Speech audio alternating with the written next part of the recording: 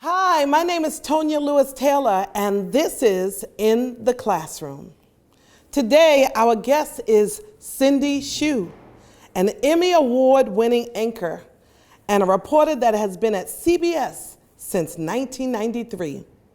Her passion in sharing stories about children, seniors, education, adoption, animals, and mental health awareness is second to none. Cindy has earned an Emmy Award for stories including Smuggled from China, exposing the horrific plights of Chinese refugees trying to make it to America. Her most poignant story was the two-part series, Bringing Rosie Home. Through home videos, she brought viewers to China as she adopted her daughter Rosie as a single mother. When Cindy is not working, she spends most of her time in the community, and she's open about her struggles with depression, hoping to break down the stigma about mental health. Without further ado, we introduce to you Cindy Hsu. Come on, y'all, give it up for Miss Cindy. Awesome, thank you so much for coming. Come on, keep it going. Yeah. So it is so exciting to have you here with this wonderful group of students. Thank you for coming. I'm so excited. I'm so excited to meet everybody. Yes, how are you guys doing? So your journey is an amazing journey. I mean, you born in Hawaii? Born in Hawaii because my father was in the military. And then we moved every 2 to 4 years. So it was interesting. How was that, moving, trying to make new friends? And each place was better than the last. So it was really fun. Only one time being pulled out of high school as a freshman and then going to another school. That was a little hard because, you kind of get in there and then you have to leave. Absolutely. So I know that you went to Virginia. Yes. Tech? Yes. Tell me, why did you choose Virginia Tech, and what was it that drew you to that school? Well, I grew up in Virginia. My dad finished his work at the Pentagon, so it's Washington, D.C. So I was pretty much looking at Virginia schools, and Virginia Tech was easier to get into because I was not a great student. So I needed to get into a school that I could get into. So that's kind of why. I got you. Did you know that you wanted to pursue journalism? No, I wanted to be a military pilot. I wanted to be an Army pilot because my father is a Coast Guard pilot. And you know how all you want to do is make your family proud of you?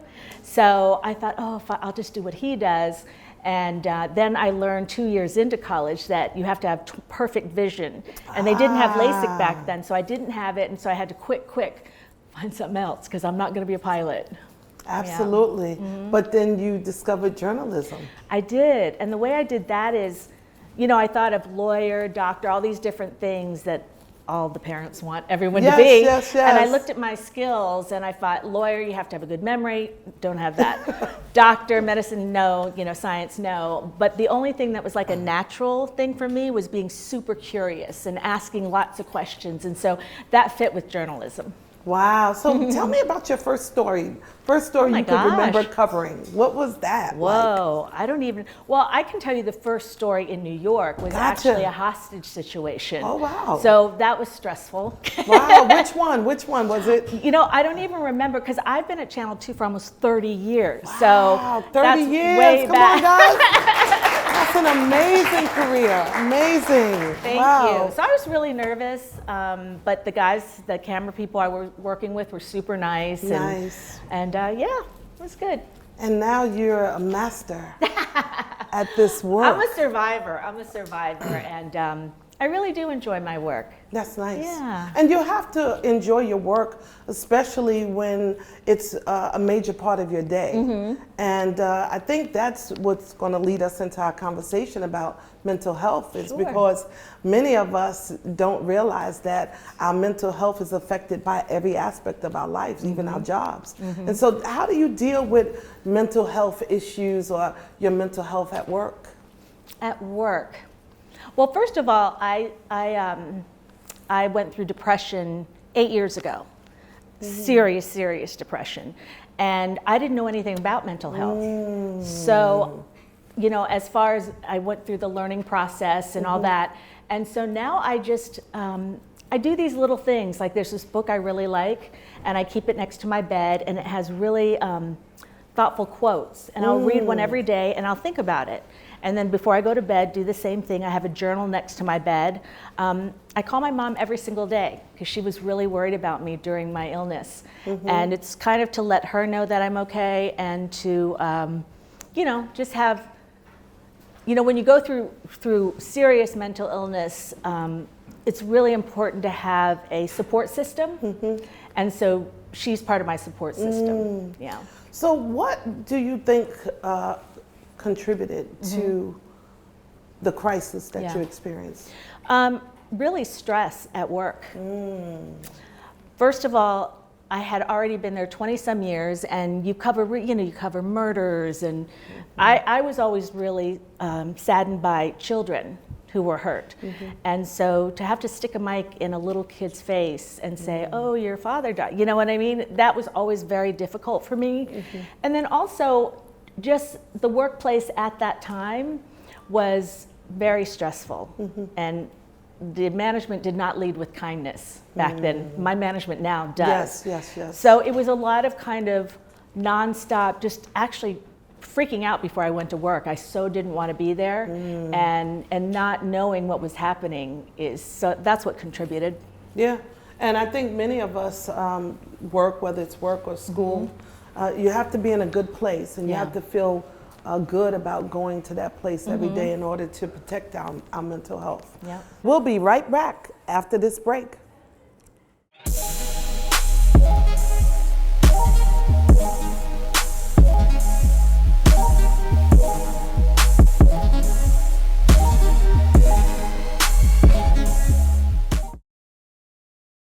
Hi, what's up everybody? I'm Lala Anthony, and I support the I Will Graduate program. Make sure you donate now. Every single contribution helps. I know I will.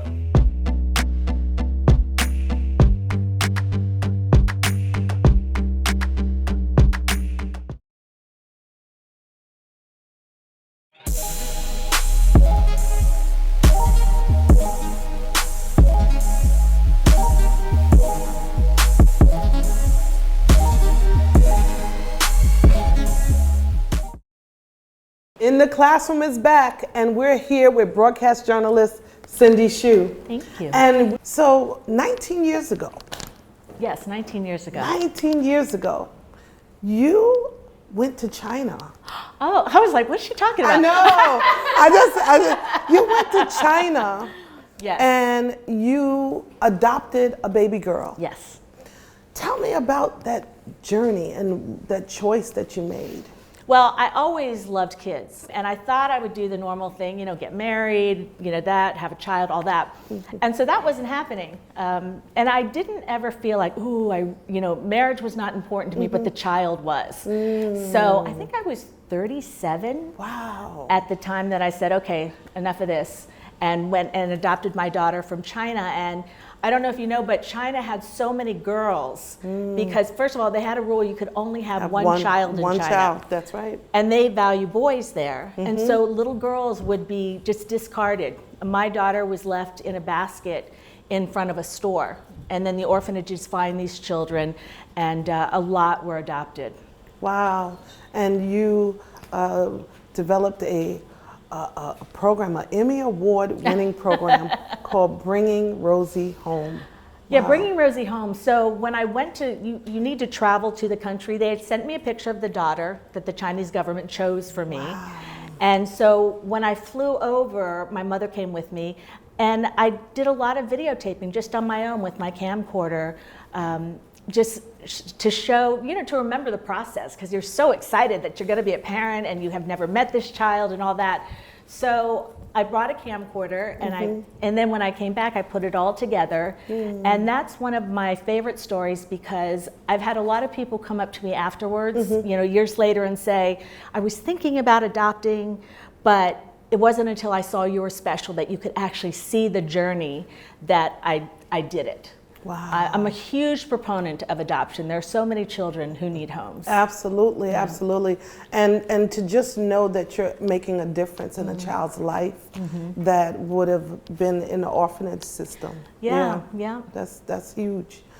So when you were going through your mental health challenges, how was it with Rosie? How did she deal with what was going on with her mom? I think I'm going to go into what happened, if you Yes, don't mind, please, so you can understand how serious it was.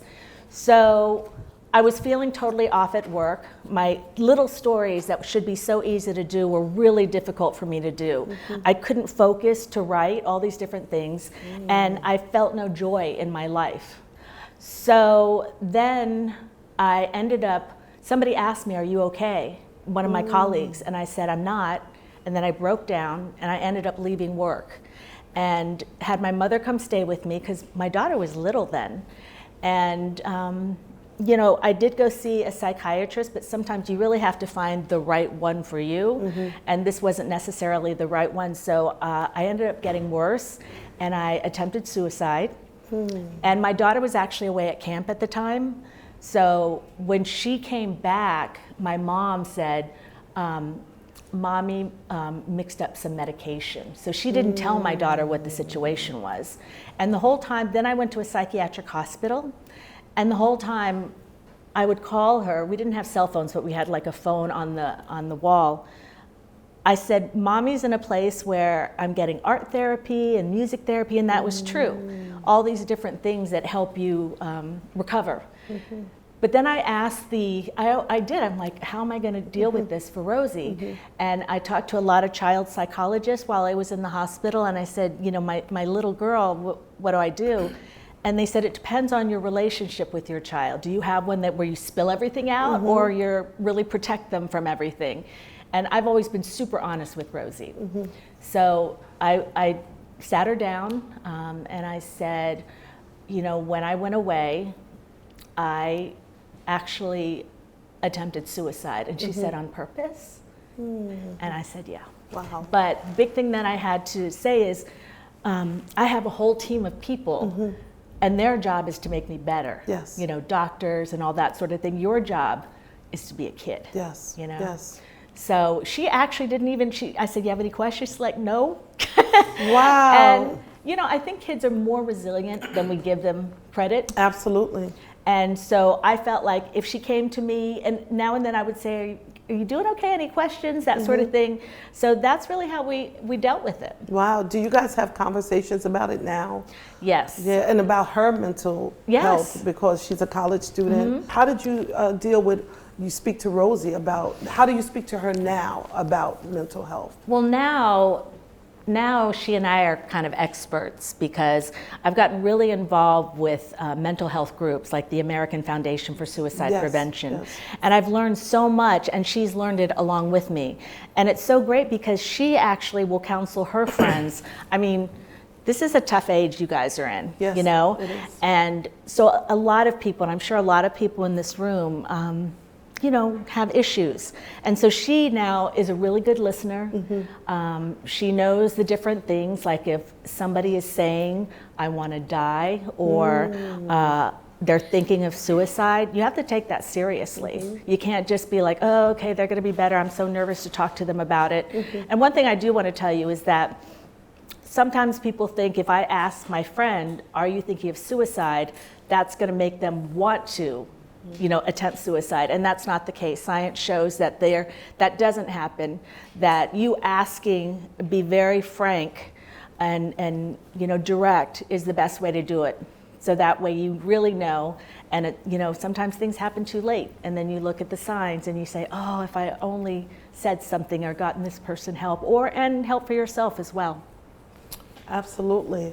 And when you were speaking earlier, you said that when I asked you, how did you know that something was going on? And you said, you know, I would cry all the time. I'd be at work. I couldn't focus. What are some of the other signs that we can share with these young people about things about mental health, things that we may not even know that we're all experiencing? Well, some things, like if there's something you loved. For me, I loved cycling. I loved Soul Cycle, was this exercise thing, and I completely stopped.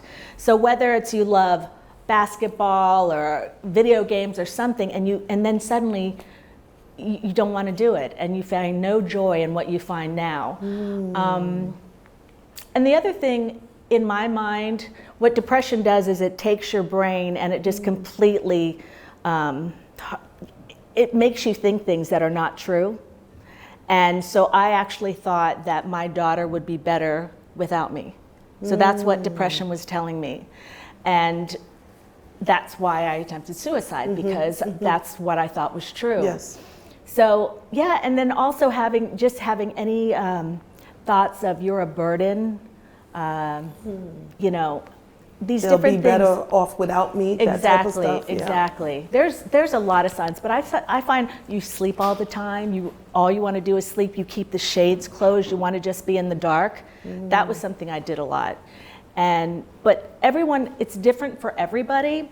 But a big change in behavior is a big sign. And then again, not finding joy in anything. Absolutely, absolutely. I absolutely can relate, because I went through mental illness battles in my own life. And it's not something that's easy to talk about, but as you listen to somebody who's so powerful as you are to share your story, you realize, I remember after having my first daughter, just not wanting to do anything, laying in the bed, and they call that postpartum, right? Right. But down through the years, even with my own career and the things, my goals and my dreams, and feeling like maybe I haven't done enough or I haven't accomplished enough, and letting that weigh on you. And sometimes you start to experience some of these same behaviors where you don't want to do anything, you don't want to get out of bed, you just want to lay around all day. And when those things happen, you have to snap yourself out of it. Yep. You have to find somebody to talk to, and you have to deal with yourself. Not with other people, but deal with what's going on with yourself. And there are so many organizations that are there to help you. After I got out of the hospital and I was on the road to recovery, I went on the internet and I honestly was Googling suicide, mental health, all these things. And that's how I found the American Foundation for Suicide Prevention. I found on their website, you know, they have specific videos for kids. They have specific videos on how should you talk to someone if you're worried about them, what should the language be. So I found that so helpful. So that's, you know, one of the things that's my mission, is to hopefully save people. And if you are depressed or bipolar or eating disorders, all these things are mental illnesses. You are not alone. That's the one thing I learned. Once I went public with this, so many people, dear friends who had no idea they had been through anything, would come up and say, me too. So just know that if you think you're the only one suffering from mental illness, that's not the case. I think one of the takeaways is that mental health is just as important as your physical health, your spiritual health, and we have to guard it. We have to guard our minds, we have to guard our thoughts, we have to guard the people that we have in our circle. We have to guard what we watch on TV, what we listen to, because there are certain things that can drive you into certain thoughts that may not be healthy for you. So I just want to take this time to say thank you. You're welcome. To you, Cindy, for sharing your amazing story. You're very brave, you're very courageous. Thank you. And I think that your message, and I will even go as far as to say your ministry, is going to help so many people become strong and fearless. Thank you. And we'll be right back after this break.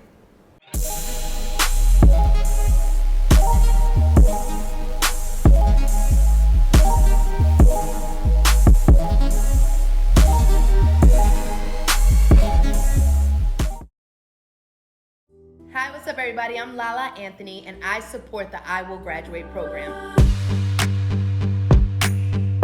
Make sure you donate now. Every single contribution helps. I know I will.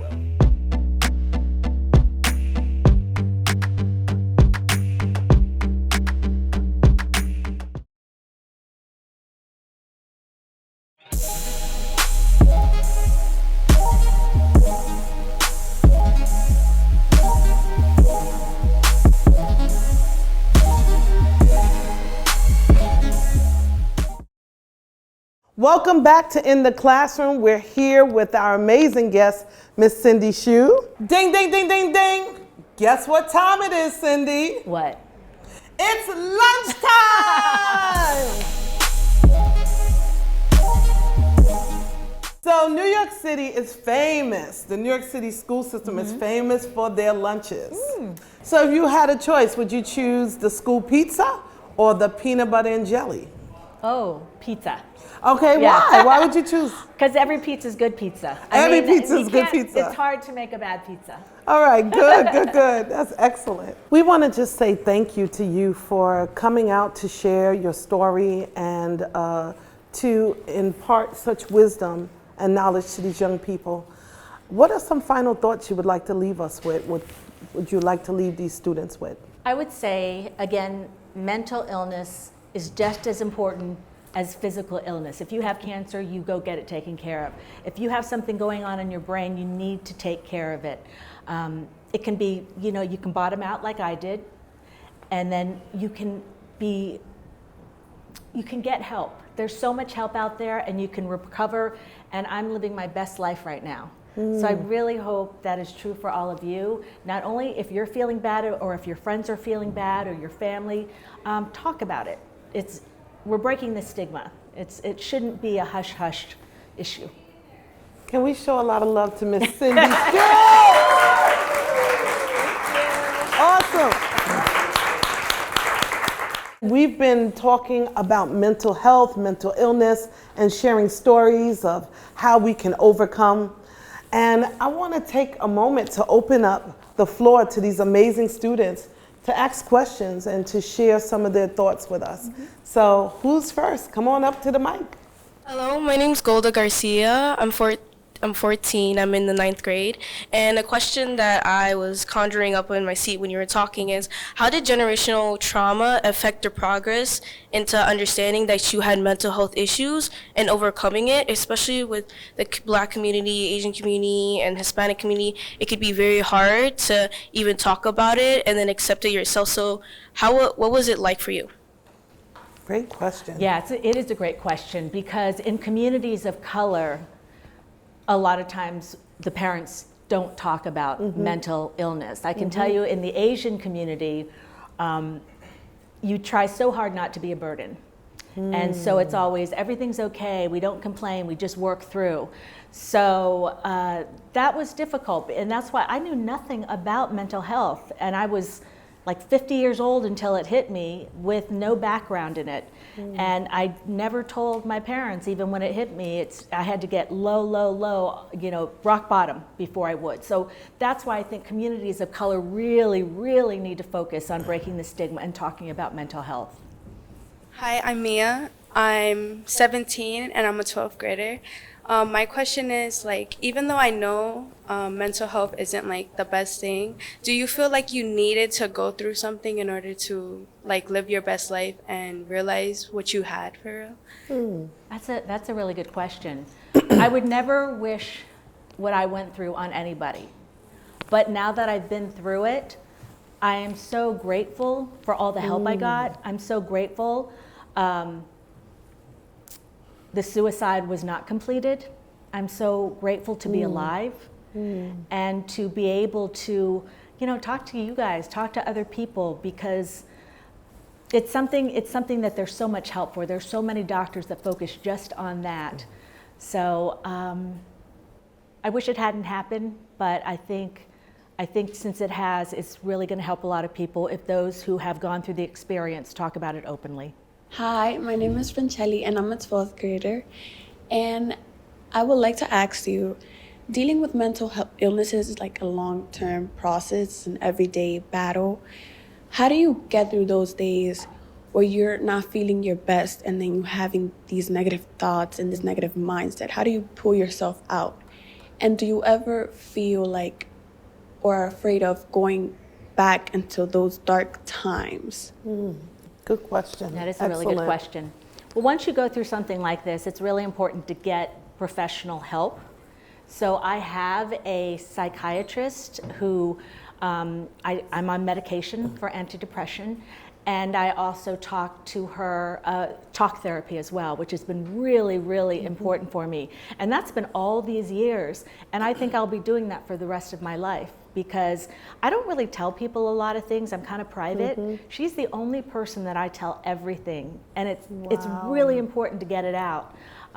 Hopefully you can find that person in your own lives, but if not, it's really great to talk to a therapist. This was good. You guys are amazing. Give yourselves a big round of